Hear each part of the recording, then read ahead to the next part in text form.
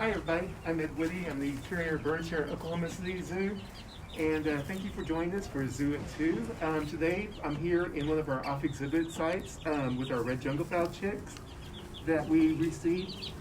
These guys are a little over 5 weeks old, so they'll be growing a little bit more. They won't be as big as some of the chickens that you see because they are a chicken. They'll be around 4 pounds whenever they get to be mature. Right now, it looks like we have 11 chicks. 7 of those look like they're going to be boys. 4 of them looks like girls. If you look closely, you can see like in some of them they have like the dark red comb starting to come in. They're also starting to get black feathers on their breasts. Little hen that's like over here by the log, she doesn't have that comb and her breast is going to be brown. So we can already tell the sexes apart. Red Junglefowl are native to India, Indonesia, Malaysia, the Philippines, and are one of the probably one of the most important birds that ever affected mankind. And when I say that, it's because almost all of the domestic chicken breeds that you see, these are the ancestors for those guys. Oh, wow. So for selective breeding, I mean, they started probably being domesticated about 8,000 years ago, they're guessing. And then through selective breeding over that whole time, every chicken that you see come from junglefowl.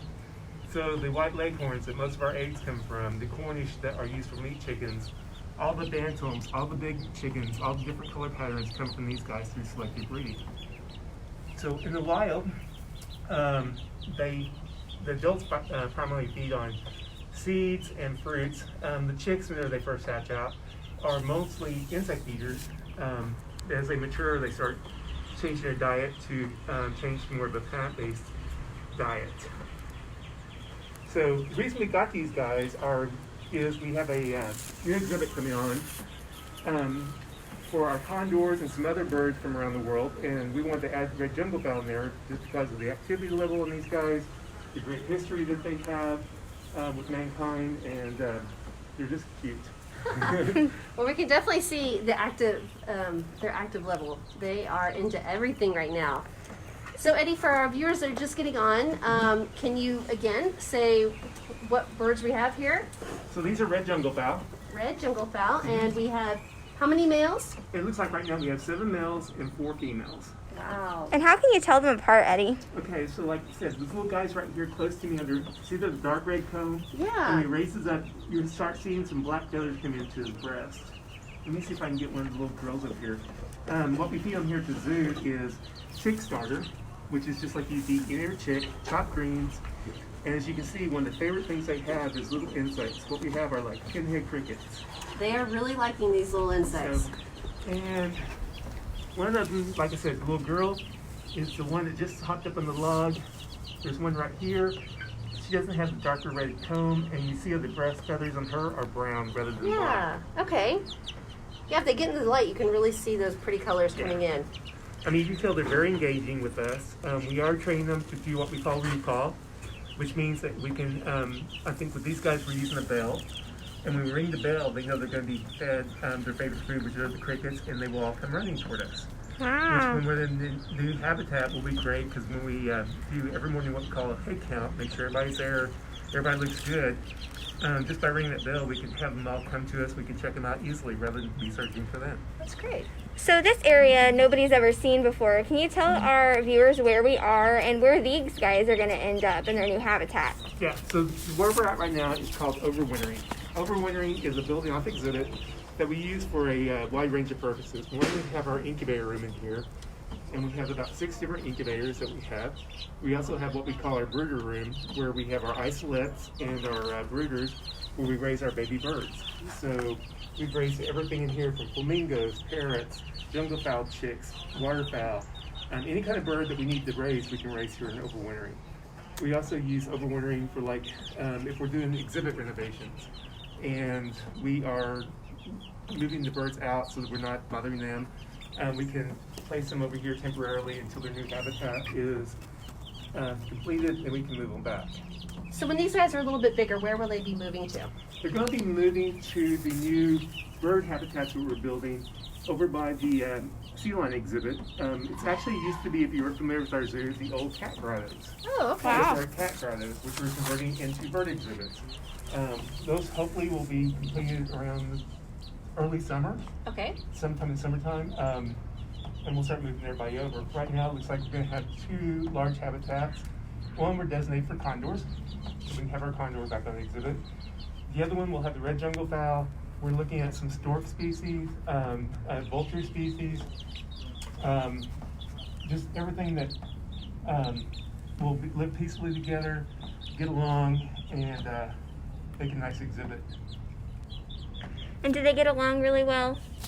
On the chicken, the Yes, junglefowl? yes. Yeah, right now they get along perfectly. I mean, they've all been raised with each other. At some point, the little boys will start, being little boys and start doing their displays and everything. But the habitat is large enough that they can all spread out and move about, so we shouldn't have any problems whatsoever. So just to clarify, a boy has no red, but the girl does. Is that right? Now, the boys have the red combs, and the girls have hardly any comb right now. As they mature, the boys' comb will get like an inch, inch and a half tall. The girls' comb will remain small. The boys will have the bright feathers, the long tail feathers, like you see with the rooster. The females won't have the bright plumage. There's a reason for that. I mean, if you think about it, they're the ones that sit on the eggs, and if you're sitting on eggs, you want to look like your surroundings, and so you want to blend in. But whenever you're a little boy and you want to attract those little hens, you want to have all the flashy feathers. Thanks for that question, Dorothy. That was a great question. Barbara asked, how large are their eggs? These guys, actually, for their size they're going to be, will have like a medium-sized egg if you look at the chicken eggs. So actually, eggs are a little bit larger than what a normal chicken would lay at that size. Okay, they're really liking these crickets. It's just, Yeah, it's like a little feeding frenzy with yes. these guys. We've had quite a few questions about their diet. What else do they eat? And can you tell our viewers what they're eating again? Okay, so right now what we're feeding them is their favorite food, they're actually pinhead crickets. They're really, really tiny crickets. Their main diet right now is chick starter, which is a commercially prepared diet made for chickens. It has a higher protein level than what adults would get, and that's the reason it's called chick starter. We also take lettuce and chop that up and give that to them also. The diet will change as they get older into the mature diet of having the game bird diet that we would feed our pheasants and quail. Great. And about how long do they live? Junglefowl, they can live to be about 20. 20 years old, wow. They can be That's long great. liver birds. And I know that, when we raise these guys, I know that you shot the video, and one of the things I want people to know is, you probably saw that in the water we had marbles. I think it was one Yes. of the questions that we Yeah. had. Yes, it was. There is a reason that we put marbles in the water, several reasons. One is they'll sparkle. And whenever they sparkle, the birds are actually interested into them and will peck at that, and that's how they learn to drink from the drinkers, Okay. is by that shiny sparkles. Also, as young chicks, we don't want to fall into water. We need it deep enough that they can drink. But the marbles actually have areas where they can drink. They also decrease the depth, so if they fall in, they can get out easily and won't drown. Okay.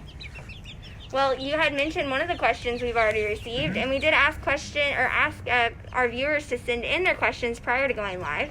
One of our first questions was, are they soft? As, Are they soft? as Okay. baby, as the chicks, yeah, they're downy, just like any kind of chick or duckling. Right now, they're still halfway soft. They're just like picking up another bird. To me, all birds are soft. I think it's all into what you consider soft to be. And are they comfortable with their caretakers? It sure looks like it. Yeah, they are. Yes. Junglefowl will be a little bit more laggy than other chickens can be. There's certain chicken breeds are known to be really docile, like Cochins. Some are known to be a little bit more flighty. Those are ones that people use more on farms, like Leghorns or Dominiques. But Junglefowl, you know, you can tell they're not like they're upset with us. They've been raised with us. They know that we provide the good things, and so we've got really good relationship with these guys. And we covered all the rest of our questions. So That's great. We got some great questions yes, today. we did. Thank you for joining us and meeting our red junglefowl chicks. If you notice, the adult version of these guys looks very similar to one of your favorite characters from a Disney movie called Moana. His name's Hey Hey. So with that, we say hey, and we hope you'll join us tomorrow during our Earth Day celebration. We're going virtual for 6 live videos talking about our various conservation initiatives. So we hope you'll join us starting at 11:30 tomorrow. Thank you so much, Eddie, for your time. Thanks, Eddie. Bye. Bye.